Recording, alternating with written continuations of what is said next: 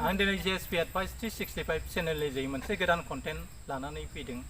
बे कन्टेन्टआव आं सासे बर' आइजोआ गाव गोसो जानानै 12 बिगा रबार्ट बागान खालामदों। बे रबार्ट बागान खालामखांनायनि उनाव आथिखालाव बे रबार्ट बागाना मावजि गेन्द्रि इक'टुरिज्म ससाइटिनि साखाथियाव थानाय लोखि बाजार जों लोगोसे नांजाबनाय मोनसे जायगायाव 12 बिगा रबार्ट बागान सासे आइजोआ गायदों।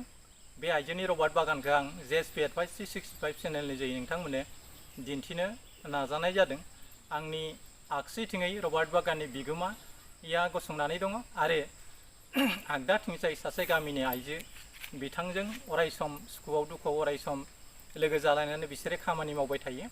नाथाय खोब दुखुनांथावना खोथा, बिथांमोना रबार्ट बागानखौ गायदोंब्लाबो रबार्ट बागानखौ माबायदि प्रडाक्शन खालामो आरो आथिखालाव बे रबार्ट बागाननिफ्राय बिफांखौ हानानै आथा दिहुननायनि थासारिसिम सफैबाय। नाथाय बिथांमोना रांखान्थि थासारिनि बिथिङाव जोबोरै लोरबां जानानै दं। बेनिखायनो बिथांमोना आथिखालाव BTR सरकारखौ बिथांमोना बे JSP Advice चेनेल जै बिथांमोना मोनसे मेसेज होनो लुबैयो, जाहाथे BTR गभर्नमेन्टआ बिथांमोनखौ अनसुंथाइ होनानै बे रबार्ट बागानखौ मोजां रोखोमै आथा दिहुननो हानाय माखासे नांनाय जोनथोर पातिफोरखौ बिथांमोना BTR गभर्नमेन्टनिफ्राय मोनजानो लुबैदों। बिथां सोमस्रि आइजोआ बे रबार्ट बागानखौ 12 बिगा रबार्ट बागानखौ गायदोंब्लाबो बिथां सोमस्रि औवारिया बे रबार्ट बागाननि सायाव बिथाङा कमप्लिटलि नलेज गैया, जायनि जाहोनाव जों बे रबार्ट बागाननि बिगोमा आइजो सोमस्रि औवारिजों बे रबार्ट बागानखौ माबोरै गायनाय जादोंमोन आरो बे रबार्ट बागाननिफ्राय नोंथाङा माबादि ग्रेटेस्ट ड्रिम सिमां फिसिनानै लादोंमोन आरो बेनिफ्राय बेसे लाख एबा कौटि थाखा बिजनेस खालामनाय जागौमोन, बिनि सायाव बिथाङा माबादि प्लेन पलिसि लादोंमोन बेखौ बिथाङा डिटेललि जोंनो फोरमायनो हायाखै, जायनि जाउनाव जों बिथांखौ मोगा-मोगि लानो हाया बादि जादों। मानोना माबादि खालामखांनायनि उनाव माबादि सरकारजों लोगो जानानै खामानि मावनांगौ बेखौ मिथियाखै। दा बिथाङा बे रबार्ट बागानखौ खालामखांनायनि उनाव बिथाङा दा खोब प्रब्लेमजों फेस जादों। बे प्रब्लेम फेस जानायखौ बिथाङा जोंनो JSP Advice 365 चेनेलनि रिपर्टार आरो स्टाफ रिपर्टारफोरखौ लोगो हमनानै बिथाङा बुंदों जाहाथे BTC सरकारनिफ्राय माबा मोनसे लामा दङ नामा, बे 12 बिगा रबार्ट बागानखौ आङो आथा दिहुननायनि उनाव BTC सरकारनिफ्राय बिथां प्रमद बर'आ बे रबार्ट बागाननि सायाव माबा मोनसे अनसुंथाइ होनानै बिथां सोमस्रि औवारि आरो नायबारि बसुमतारी बिथांमोननि जिथु सिमां, बे सिमांखौ मोगथां जाफुंहोगोन होननानै आं मिजिंथियो फैबाय थानाय बुब्लियाव जोंनि BTR गभर्नमेन्टआ बे मावजि गेन्द्रि इक'टुरिज्म ससाइटिनि खाथियाव एबा मानास हाग्रामानि सेराव नांजाबनानै थानाय बे रबार्ट बागानखौ नोंथांमोना नायफैनो हागोन। आरो बे रबार्ट बागानाव आथिखालाव गोबां फिल्म इन्डास्ट्रि, बर' फिल्म इन्डास्ट्रि आरो गोबां जायगानिफ्राय फैनानै बावहाय इउटुब चेनेलनि माखासे मानसिफ्रा ब्लग खालामफैयो आरो बायदिसिना ग्रुप डान्स बायदिसिना खालामफैयो। बेनि जोहै बे रबार्ट बागाना दा खोब मेगनाव गोनां मोनसे बागान जानानै फैदों।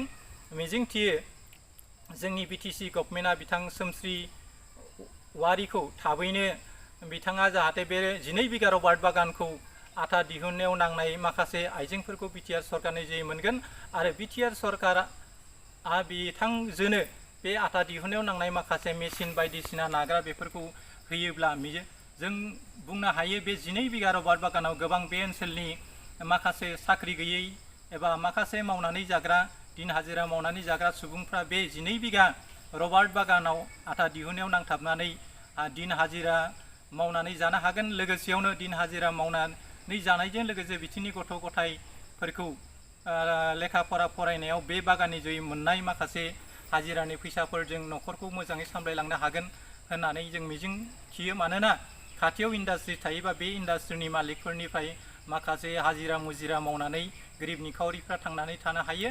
आं जोबथा बुब्लियाव BTR गभर्नमेन्टखौ जोंनि JSP Advice 365 चेनेलनि जै खावलायनाय थाबाय, नोंथांमोना थाबैनो माब्लाबाफोर नोंथांमोना मावजि गेन्द्रि इक'टुरिज्म ससाइटियाव फैयोब्ला बे रबार्ट बागानाव नोंथांमोना दान्दिसे नुजालां आरो बे रबार्ट बागानखौ नायलां। आरो बिथांनि न'आबो बे साखाथियावनो, सोंब्लानो नोंथांमोना मोनगोन बिथां सोमस्रि औवारिनि न'खौ। नोंथांमोना मिजिंथियो जोंनि BTR हालामनि बा BTRनि आथिखालनि सरकाराव थानाय EMGMफ्रा बेफोरबायदि अनसुंथाइ होनानै बेफोरबायदि गोसो गुदुं आइजोखौ मदद होनो हायोब्ला मिजिंथिनो हायो जोंनि बर'नि गेजेराव बेफोरबायदि गोसो गुदुं सुबुङा बेफोरबायदि बारि बागान खालामनानै इन्डास्ट्रि गायसननानै थांनानै थागोन होननानै जों मिजिं लानो हायो। मानोना साफ्रोमबो मानसियानो साख्रि बाख्रि मावनानै गावनि थाखा फैसाखौ आरजिजोबनो हाया। सोरबा आबादारि जानांगोन, सोरबा साख्रि मावनांगोन। थिग बिथां आइजोआबो बेखौ जा बिथाङा सिमां फिसिदोंमोन बे सिमाङा जाहाथे मोगथाङाव जाफुंसार खालामो आरो फैगौ बुब्लियाव बिटिआर सरकारनिफ्राय माखासे अनसुंथाइनि जोहै बिथाङा बे 12 बिगा रबार बागाननि आटाखौ दिहुननानै बर'नि गेजेराव सासे राफोद बिजनेसमेन जानो हागोन होननानै आं मिजिंथिबाय। लोगोसेयावनो जायफ्रा आंनि चेनेलाव गोदान बिथांमोनखौ आंनि चेनेलखौ साबस्क्राइब खालामना लानो थाखाय आं खावलायनाय थाबाय। एसेनोसै, गोजोन्थों। जै बर' हारि।